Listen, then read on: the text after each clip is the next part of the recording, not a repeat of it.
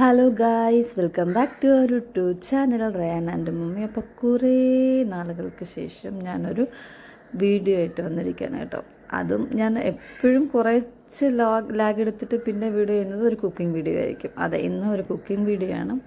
വേറൊന്നുമല്ല, കുഴിമന്തി എൻ്റെ ഫസ്റ്റ് അറ്റംപ്റ്റാണ്. പക്ഷേ അത് നല്ല രീതിയിൽ സക്സസ് ആയിരുന്നു ഗൈസ്. അപ്പോൾ എല്ലാവരും ഇതൊന്ന് മസ്റ്റായിട്ട് ട്രൈ ചെയ്ത് നോക്കണം കേട്ടോ. അപ്പോൾ ഈ മന്തി മസാല ഞാൻ തന്നെ ഉണ്ടാക്കിയതാണ് ഗൈസ്. നമുക്ക് വീട്ടിൽ തന്നെയുള്ള സാധനം കൊണ്ട് മന്തി മസാല ഉണ്ടാക്കാം. അതിനകത്ത് ഒരു കെമിക്കൽസും ഒന്നുമില്ലാതെ നമ്മൾ സ്വന്തമായിട്ട് ഉണ്ടാക്കുന്നതല്ലേ.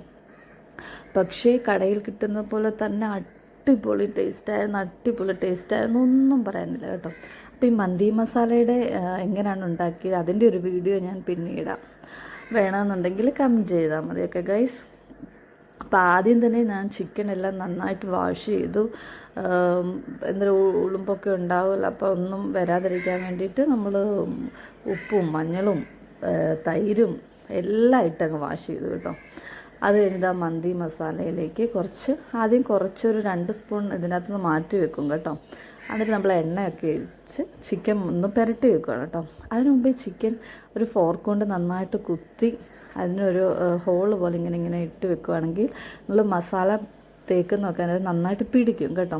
കുറഞ്ഞതൊരു 3 മണിക്കൂറെങ്കിലും നമ്മൾ ചിക്കൻ ഇതുപോലെ ഒന്ന് തേച്ച് വെക്കുകയാണെങ്കിൽ നന്നായിട്ട് മസാലയൊക്കെ ചിക്കന് നന്നായിട്ട് പിടിച്ച് നല്ലൊരു ഫ്ലേവർ നമുക്ക് കിട്ടും കേട്ടോ. ഞാനിത് ഞാൻ രാവിലെ തന്നെ ഇത് ചെയ്തൊരു 10 മണി 11 മണിയോടെ എൻ്റെ ഈ ചിക്കൻ എല്ലാം പുരട്ടി ഞാൻ വെച്ചിരുന്നു ഫ്രിഡ്ജിൽ കേട്ടോ. എന്നിട്ട് ഞാൻ എടുത്തതൊരു 4:30 5 ആയപ്പോഴാണ്. അത്രയും സമയം അത് ഫ്രിഡ്ജിലിരുന്നു.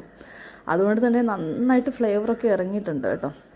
അത് കഴിഞ്ഞ് നമ്മൾ എന്താ വെച്ചാൽ ഒരു അപ്പച്ചമ്മിൻ്റെ ഇതുപോലെ ഹോളുള്ള പാത്രം ഉണ്ടല്ലോ, ആവി കയറ്റണം കേട്ടോ. ചിക്കൻ നന്നായിട്ട് ആവി കയറ്റണം.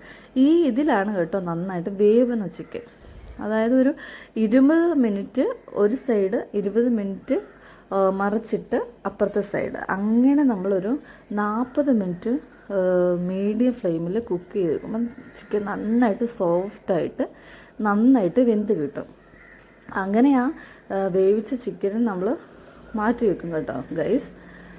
നന്നായിട്ട് ആവി കയറ്റി മാറ്റി വെക്കും. പിന്നെ നമുക്ക് ഇതിൻ്റെ അകത്ത് വേണ്ടതെന്ന് വെച്ചാൽ ക്യാപ്സിക്കം വേണം, ഒരു സവോള വേണം, ഒരു വെളുത്തുള്ളി നമുക്ക് ഈ ഗ്യാസിൻ്റെ പ്രോബ്ലം അങ്ങനെയൊക്കെ ഉണ്ടാക്കാതിരിക്കാൻ വേണ്ടിയിട്ടാണ് കേട്ടോ. വേണമെങ്കിലും മതി, പക്ഷെ ഞാൻ ഇട്ടിട്ടുണ്ടായിരുന്നു. വെളുത്തുള്ളി ഇട്ടതുകൊണ്ട് കുഴപ്പമൊന്നുമില്ല. പിന്നെ നമ്മൾ ആ വേവിച്ച ചിക്കനെ ഉണ്ടല്ലോ ഒന്ന് ജസ്റ്റ് ഒന്ന് മാറ്റി വെച്ചില്ലേ, നേരത്തെ 2 സ്പൂൺ മസാല നമ്മൾ മാറ്റി വെച്ചായിരുന്നു. ആ മസാല ഒന്ന് തേച്ചിട്ട് ഒന്ന് ജസ്റ്റ് ഒന്ന് അപ്പുറം ഇപ്പുറം ഒന്ന് ഷാലോ ഫ്രൈ ചെയ്തെടുക്കുക കേട്ടോ. അതായത് ആ മന്തിയുടെ ഒരു